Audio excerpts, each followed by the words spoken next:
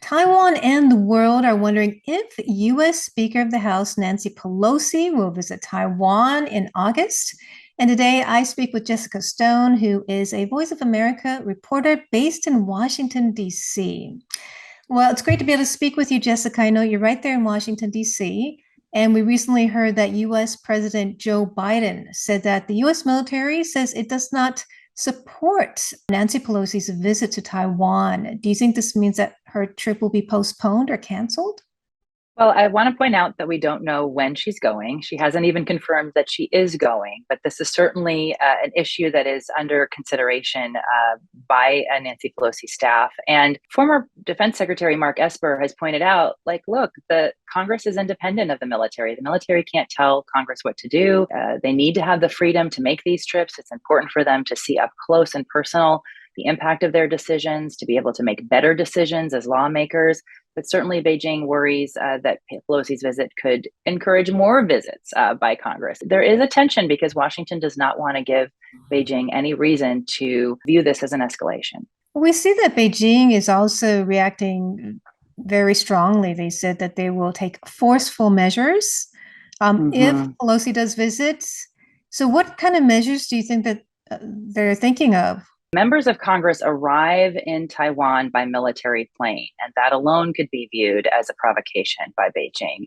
Hu Xijin, who's the influential Chinese commentator at the Global Times, he actually suggested on Twitter that Beijing's response could be to have its Air Force accompany that flight or to enforce a no-fly zone to try and block the trip. So those are some possibilities that have been floated out there, but it's not really clear what the U.S. military believes or what the White House is concerned about in terms of when they hear that.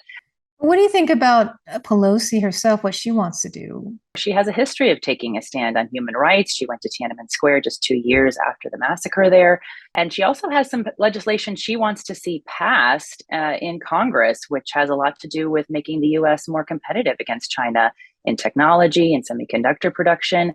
And again, she has a break from the activity in Washington. So this is a natural next opening, a next window from the April trip that was canceled because she had COVID. Recently, also, there's been RIMPAC, and Taiwan wasn't invited despite a provision in the National Defense Authorization Act. So what do you think that's saying about the U.S. military's attitude towards Taiwan and China?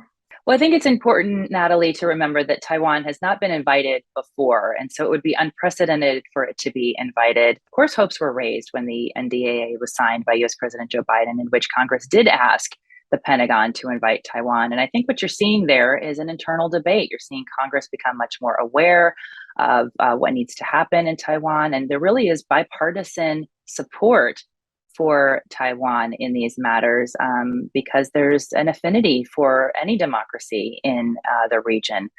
So you are seeing Congress put more pressure on the Pentagon and the White House to show more blatant and open public support for Taiwan, but they're not always on the same page, clearly. There are hawks and there are doves, and the Pentagon is in a precarious position because they need to do what the president asked them to do with respect to Taiwan.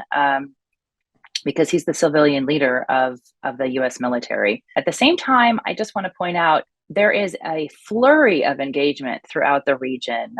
And much of RIMPAC that I covered last week, on the sidelines, there could well have been many exercises going on with the Americans just working out contingencies and additional experimentation that could have an impact on how they respond to a Taiwan contingency. What I find interesting, actually, is that there seems to be a tension between Congress, the president, and the Pentagon in the situation with Taiwan. So who's really in charge? Who has the final say? The president. The president. Okay. Yeah. And for now, he seems to be deferring to the military when he speaks. So do you think that means that whatever the military wants, then he'll go with that?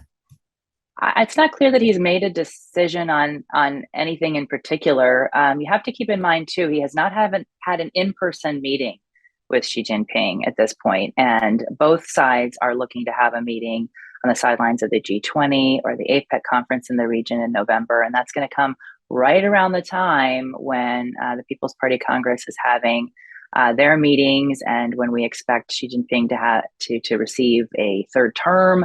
So there's just a lot of tension and a lot on the line for both countries. But Washington very clearly wants to make that in-person meeting happen. And so there's a delicate dance going on for sure. Well, thank you, Jessica, so much for speaking with me. I've been speaking with Jessica Stone. She is a Voice of America reporter based in Washington, D.C.